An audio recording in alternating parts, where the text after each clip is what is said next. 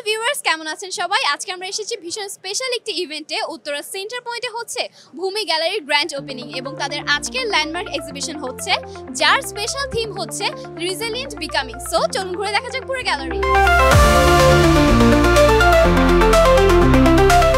এখানে বাংলাদেশের চমৎকার এবং লিজেন্ডারি সব আর্টিস্টদের আর্টওয়ার্ক রয়েছে এবং যারা কন্টেম্পোরারি এবং উঠতি আর্টিস্ট রয়েছে তাদেরও আর্টওয়ার্ক আমরা এখানে পেয়ে যাচ্ছি।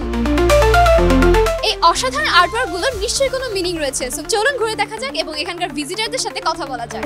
কেমন আছো? আমি ভালো আছি। কি নাম তোমার? তাফিফ। কি দেখছো তুমি এটা? বই। আচ্ছা, এটা কি বই দেখো তো? পিকচার বই। পিকচার বই।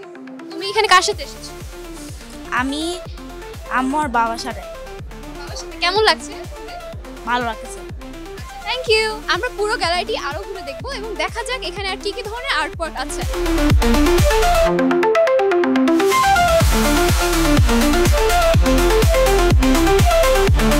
আজকের এই আয়োজনটিতে নানা বয়সের মানুষ এসেছেন, আর্টিস্টরা যেমন আছেন তেমনই আছেন ভিজিটার্স।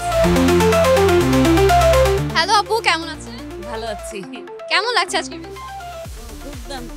আপনি এখানে কি ফ্রেন্ডস নিয়ে এসেছেন? হ্যাঁ, আমার ফ্রেন্ডস সহ এসেছে। সো আজকের এই ইভেন্টটা কিভাবে ইয়াং আর্টিস্টদের জন্য হেল্পফুল হবে বলে আপনি মনে করেন? আসলে এই যে এত বড় বড় গুণী আর্টিস্টদের কাজ দেখাই তো এক ধরনের অভিজ্ঞতার।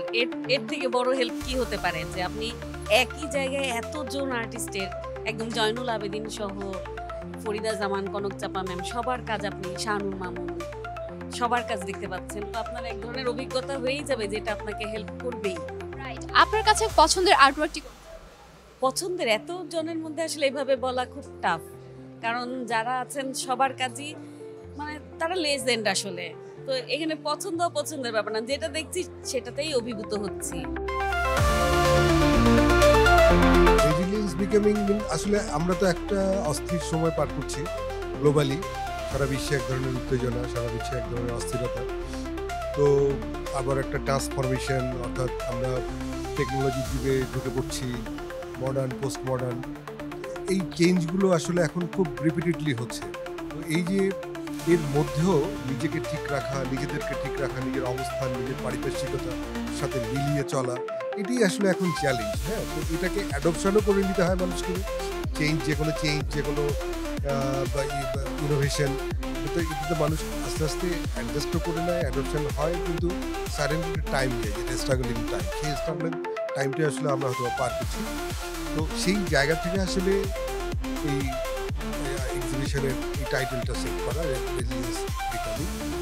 আর এখানে যেটা হয়েছে, আমরা চেষ্টা করেছি এই প্রদর্শনীতে, যেমন আপনি দেখেছেন যে জয়নুল থেকে শুরু করে একবারে একটা তরুণ ছেলের ছবি পর্যন্ত, তার মানে হচ্ছে যে বাংলাদেশের আর্ট জার্নিটাকে এখানে আমরা উপস্থাপন করতে চেষ্টা করছি।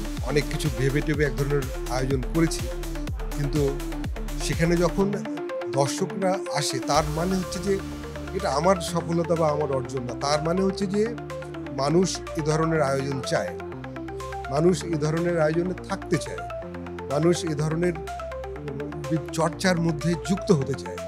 তো যখনই তারা এরকম একটা আয়োজন দেখেছে, শুনেছে, জেনেছে, তারা সবাই দল বল মিলে এসেছে।